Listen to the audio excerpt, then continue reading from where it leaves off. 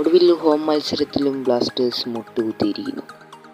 ലൂണയുടെയും പെപ്രയുടെയും അഭാവം നികത്താൻ ബ്ലാസ്റ്റേഴ്സിൻ്റെ താരങ്ങൾക്ക് കഴിഞ്ഞില്ല എന്നതുകൂടി നമ്മൾ കാണേണ്ടിയിരിക്കുന്നു. എന്തായാലും നമുക്ക് വീഡിയോ ഇട്ട് കിടക്കാം. ചാനൽ സബ്സ്ക്രൈബ് ചെയ്യുക, വീഡിയോ ഇഷ്ടപ്പെട്ട് ലൈക്ക് ചെയ്യാൻ മറക്കണ്ട. നിങ്ങളുടെ അഭിപ്രായം നിർദ്ദേശം കമൻറ്റ് ചെയ്യുക. അത് തന്നെ പറയട്ടെ, ഇന്നലെ മുംബൈ സിറ്റി ഈസ്റ്റ് ബംഗാൾ മത്സരമായിരുന്നു. ഈസ്റ്റ് ബംഗാളിൽ വെച്ചായിരുന്നു മത്സരം നടന്നത്. 1-0 എന്ന സ്കോറിൽ മുംബൈ സിറ്റി വിജയിക്കുകയാണ് ഉണ്ടായത്.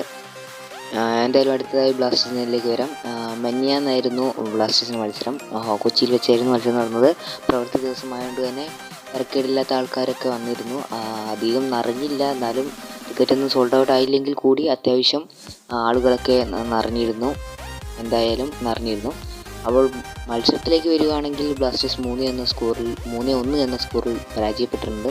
ആദ്യ ഹോം മത്സര പരാജയമാണ്. മത്സരം കഴിഞ്ഞിട്ട് ഒരു ദിവസം കഴിഞ്ഞിട്ടാണ് വീഡിയോ ഇടുന്നത്. എന്താ വെച്ച് കഴിഞ്ഞാൽ പരീക്ഷയായിരുന്നു, സ്റ്റഡി ലീവ് ലഭിച്ചുകൊണ്ടാണ് ഇന്ന് വീഡിയോ ഇടുന്നത്.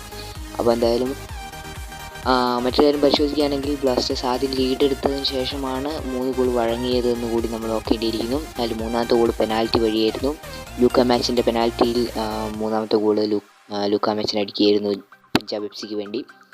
ഏതായാലും ബ്ലാസ്റ്റേഴ്സിൻ്റെ നിർഭാഗ്യമെന്ന് പറയണം. ബ്ലാസ്റ്റേഴ്സിൻ്റെ സീസണിലെ 4ാം പരാജയമാണ്. ബ്ലാസ്റ്റേഴ്സ് ഇപ്പോൾ 4ാം സ്ഥാനത്തെത്താനാണ്. എന്തായാലും മഞ്ഞപ്പട ബ്ലാസ്റ്റേഴ്സ് ക്ലാപ്പ് ചെയ്യാൻ വേണ്ടിയിട്ട് മഞ്ഞപ്പടയുടെ സ്റ്റാൻഡ് ഗാലറിയുടെ മുമ്പിലേക്ക് വന്നപ്പോൾ ചെറിയൊരു കാര്യം ഉണ്ടായിട്ടുണ്ട്. ഇപ്പോൾ എല്ലാവരും അറിഞ്ഞിട്ടുണ്ടാവണം. കളി കഴിഞ്ഞ് പിറ്റേന്ന് തൊട്ടാണ് എല്ലാവരും അറിഞ്ഞിട്ടുള്ളത്. ഇന്നലെ തൊട്ടാണ് എല്ലാവരും അറിഞ്ഞു തുടങ്ങിയത്. മഞ്ഞപ്പട നിർത്തിപ്പൊരിച്ചു എന്നൊക്കെ ക്യാപ്ഷനോട് കൂടി പല വീഡിയോകളും പ്രചരിക്കുന്നുണ്ട്. സത്യം തന്നെയാണ്. സംഭവം മറ്റൊന്നുമല്ല, മഞ്ഞപ്പട ഇന്നലത്തെ മത്സരം തോറ്റതോടുകൂടിയും ഒരു കാര്യം പറഞ്ഞിട്ടുണ്ടായിരുന്നു ക്ലാപ്പ് ചെയ്യാൻ വന്ന ബ്ലാസ്റ്റേഴ്സ് പ്ലേയേഴ്സിനോടും കോച്ചിനോടും.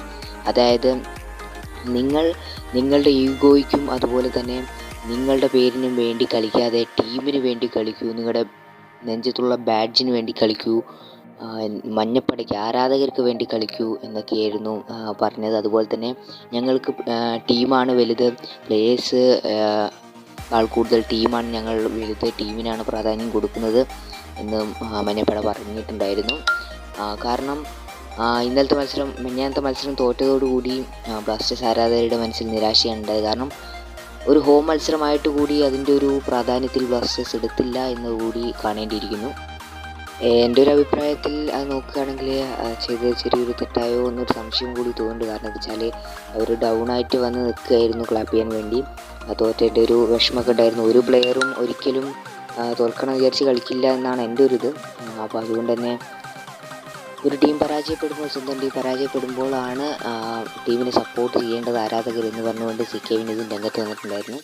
ഏതായാലും അതൊരു കാര്യമായ കാര്യമാണ്. എന്നാൽ കൂടി ബ്ലാസ്റ്റേഴ്സ് ആരാധകരുടെ നിരാശയാണ് ബ്ലാസ്റ്റേഴ്സ് ആരാധകർ പ്രകടിപ്പിച്ചത്. എന്തായാലും വീഡിയോ എൻ്റെ നിങ്ങൾ ഇതുമായി ബന്ധപ്പെട്ട അഭിപ്രായം നിർദ്ദേശം